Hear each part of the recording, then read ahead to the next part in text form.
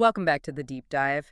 Today, we're really trying to cut through some of that classic spec shopping confusion you find in Pro AV. Yeah, it's a minefield out there. It really is. And the piece of gear we're focusing on is a big one, the NovaStar VX400. You see this thing everywhere, driving digital billboards, huge concert stages. And conference displays, absolutely. A real workhorse. Okay, so let's unpack this. It's about a $2,000 controller, and it built on the very strong reputation of the older VX4S model. Right. And our mission here is to really dig into the operational reality versus what the marketing claims.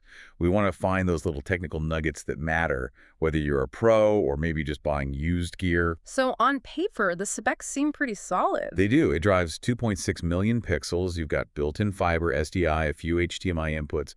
Stability was the big selling point. But there's always a but. Well, what's fascinating is just how fast the standards move. For something that was marketed for professional high-end applications, the VX400's input resolution maxes out at 1920 by 1200. Wow. And it's because it's using the much older HDMI 1.3 standard. Wait, hold on a second. HDMI 1.3. Yeah, So you're telling me this is a piece of mission-critical hardware that can't even natively accept a 4K source? that's it. That's the critical flaw. In a world where 4K content is just standard now, that limitation is huge. So it immediately makes it feel less high-end.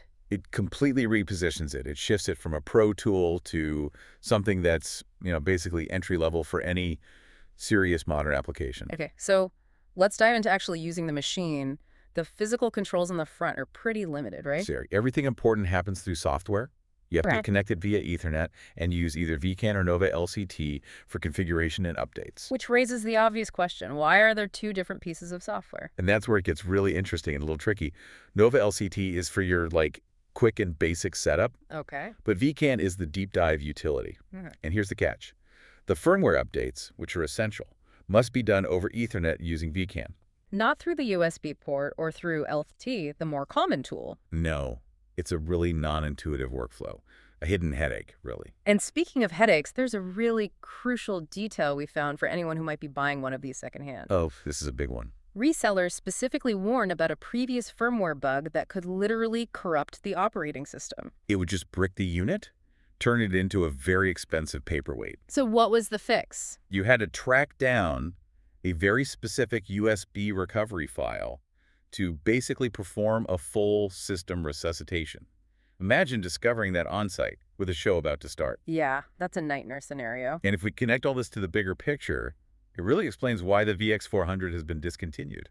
Right, it was reliable for what it was, mid-scale installs under that 2.6 million pixel limit, but it's been replaced. Officially superseded by the VX400 Pro. And the Pro version, I assume, addresses these limitations directly. It does. It supports 6 processing layers instead of just 2. And, crucially, it has HDMI 2.0.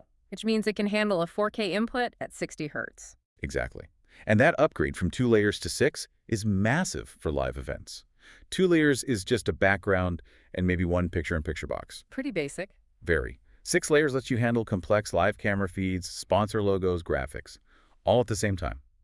The original VX400 just couldn't manage that kind of modern complexity. So the verdict for you listening, what does this all mean? It means if you find an original VX400 for cheap, and you need it for a small, permanent install that's only ever going to see a 1080p signal, it'll work.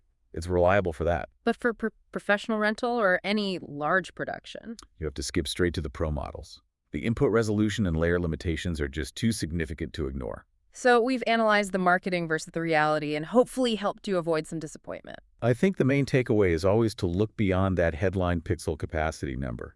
You have to investigate the real input capabilities in the software ecosystem that you're buying into. Absolutely. And here's a final thought for you to explore.